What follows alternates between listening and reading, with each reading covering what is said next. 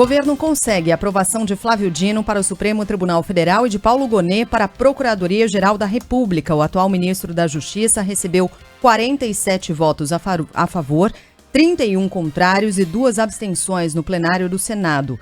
Já o subprocurador-geral da República, Paulo Gonet, teve uma vida mais tranquila, votação mais tranquila, 65 votos a favor e 11 contrários. Nos 2 casos, eram necessárias 41 adesões para aprovação dos indicados. O placar a favor de Dino foi apertado, superou ligeiramente a indicação com a menor diferença de apoios dos últimos anos. A escolha com a votação mais estreita, considerando a atual composição do Supremo, foi a de André Mendonça, por 47 a 32. O que recebeu o menor número de votos favoráveis desde a redemocratização foi Francisco Rezec, indicado por Collor, com 45 votos. Flávio Dino é formado em Direito pela Universidade Federal do Maranhão, em 1990. Tem 55 anos, o nome completo dele é Flávio Dino de Castro e Costa. Tornou-se juiz federal em 1994.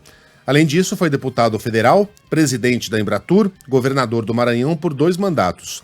Depois de ter sido eleito senador no ano passado, ele foi nomeado ministro da Justiça e Segurança Pública por Lula. Se ficar até o fim do prazo para a aposentadoria compulsória, o novo integrante do STF permanecerá na corte até 2043.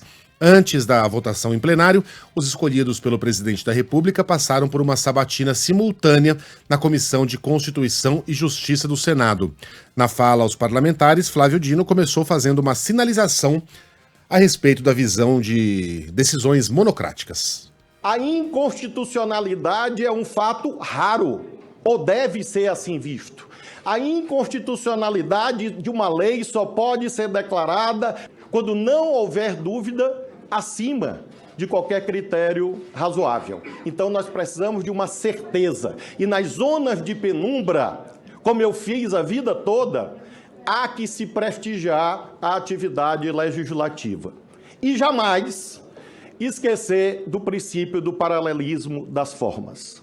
Se uma lei é aprovada neste parlamento, como eu tive a honra de ser deputado federal e tenho a honra de hoje ser senador, é aprovada de forma colegiada, o desfazimento, salvo situações excepcionalíssimas, não pode se dar por decisões monocráticas. Ou seja, para fazer colegiados, para desfazer colegiados, a não ser situações claras de perecimento de direito, quando houver, por exemplo, o risco de uma guerra, o risco de alguém morrer.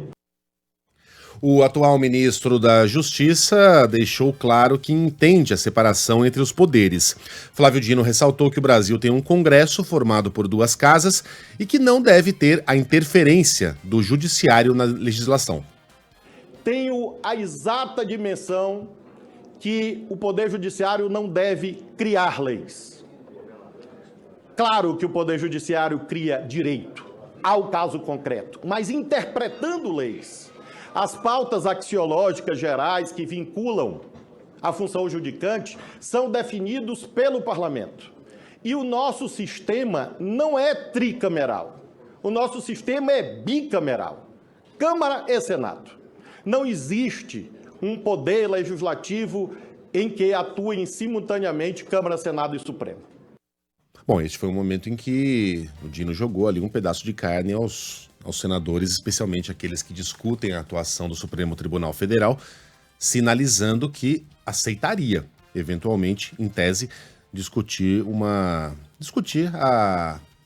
o equilíbrio de poderes entre STF, Congresso e Executivo, como vem sendo pautado, né, por Rodrigo Pacheco e por vários outros senadores.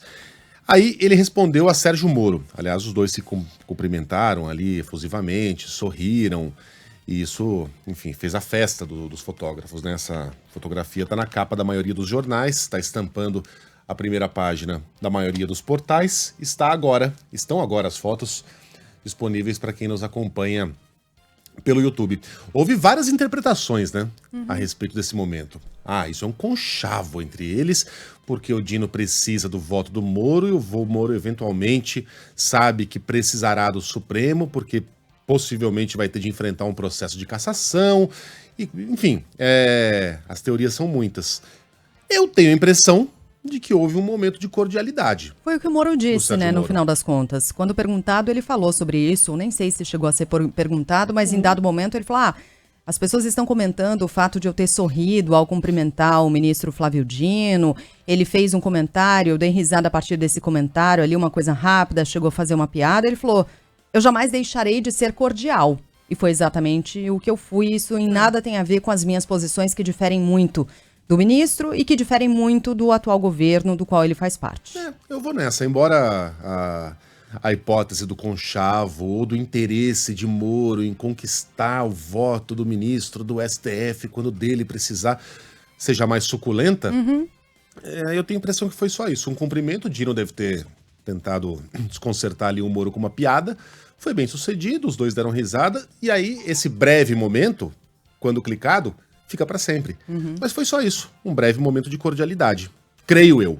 Enfim, fiquem à vontade para acreditar em qualquer outra hipótese. Mas, respondendo depois a Sérgio Moro, Dino falou sobre uma possível atuação política se fosse aprovado. O atual titular da Justiça e Segurança Pública disse que vai abrir mão dos debates de gênero, inclusive nas redes sociais. Claro que eu deixo a vida política em todas as dimensões, inclusive nas redes sociais. Evidentemente, não opinarei politicamente sobre temas políticos, porque realmente isso é absolutamente incompatível. Bem, só para acrescentar, Dino vai herdar um acervo de mais de 300 processos em tramitação, mais precisamente 343 processos em tramitação entre ações e recursos, é tudo que estava ali no colo de Rosa Weber, que se aposentou em outubro, então esse acervo todo passa para Flávio Dino. O que tem entre as 343? Vou fazer aqui uma lista, até às 11 a gente acaba, não. Peguei 3 aqui que são as mais importantes, que têm sido destacadas também pelos portais, pelo pessoal em Brasília. As conclusões da CPI da Covid, isso fica na mão de Flávio Dino, novo ministro, portanto, será o relator de um dos pedidos preliminares de apuração enviados pela Procuradoria-Geral da República a partir das conclusões do relatório final da CPI da Covid do Senado. E nesse procedimento, vamos lembrar, um dos alvos é exatamente o ex-presidente Jair Bolsonaro, além de ministros e outros agentes públicos da gestão Bolsonaro. É um dos processos. O outro é um questionamento sobre indulto natalino. Passa, portanto, às mãos de Flávio Dino recursos e ações, ou passam esses recursos e ações que discutem um indulto concedido pelo ex-presidente Jair Bolsonaro a pessoas com pena de prisão não superior a 5 anos. E também, em relação ao aborto, é bom que fique claro, Flávio Dino não pode mais votar naquela ação que trata da descriminalização do aborto, já que a ministra Rosa Weber chegou a apresentar o seu voto, um pouco antes de se aposentar. Mas o novo ministro vai herdar uma nova ação que foi apresentada em setembro agora pelo PL sobre esse assunto ainda, que pede a punição para abortos provocados por terceiros e para que isso seja equiparado ao crime de homicídio qualificado. Para pegar 3 desses processos, aqueles eventualmente mais polêmicos, que vão dar mais o que falar, esses caem na mão de Flávio Dino. Vamos falar do Gonê agora? Paulo Gustavo Gonê Branco será o novo Procurador-Geral da República desde a promulgação da Constituição de 1985. Ele tem 62 anos, é formado em Direito pela Universidade de Brasília, tendo doutorado pela mesma instituição. Gonê é Procurador da República desde 1987, foi promovido a Subprocurador-Geral da República em 2012. Desde setembro, ele atuava como Procurador-Geral Eleitoral interino. Ao longo da sabatina, os senadores quiseram antecipar a posição do indicado à frente do MP da União em temas como liberdade de expressão e imunidade parlamentar. Os senadores também tentaram saber a respeito das opiniões sobre a garantia de políticas públicas, como o sistema de cotas e a demarcação de terras indígenas. Gonê evitou opiniões pessoais e defendeu o equilíbrio nas ações do Ministério Público com respeito aos limites legais e às decisões do Supremo. Como Procurador-Geral da República, eu não poderia assumir nesse momento, porque essa condição ainda depende da aprovação do meu nome por Vossas Excelências. O modo de agir que eu assumo para mim, de apenas agir quando eu posso agir responsavelmente, de apenas agir nos limites das minhas competências. É isso que eu pretendo fazer, se merecer o voto de confiança de Vossas Excelências, sempre me ater aos limites da atuação possível do Ministério Público. Com a aprovação, Paulo Gonet assume a Procuradoria-Geral da República para um mandato de 2 anos. Na avaliação do cientista político, colunista aqui da Band News FM, Fernando Schiller, a sabatina de Dino e de Gonet teve caráter muito mais político do que jurídico, como já se esperava. Ele, de cara, acho que ele lidou muito bem com isso. Ele disse no início, olha, não vem aqui para discutir política, etc. Mas quando o senador Davi Alcolumbre toma essa decisão de fazer a sabatina conjunta, já, vamos dizer assim, as cartas, de alguma maneira, estão marcadas. Quer dizer, a ideia de que, bom, vai ser uma sabatina política, vai ser um embate entre governo e oposição. O que vai ficar dessa sabatina é uma marca de algo que não se deveria repetir, que é a sabatina conjunta. Né? PGR tem pautas muito diferentes de STF. Bom, já mais informações direto de Brasília com o Rodrigo Orengo, já temos a participação da Mônica Bergamo, voltaremos ao assunto. Boa sorte aos dois.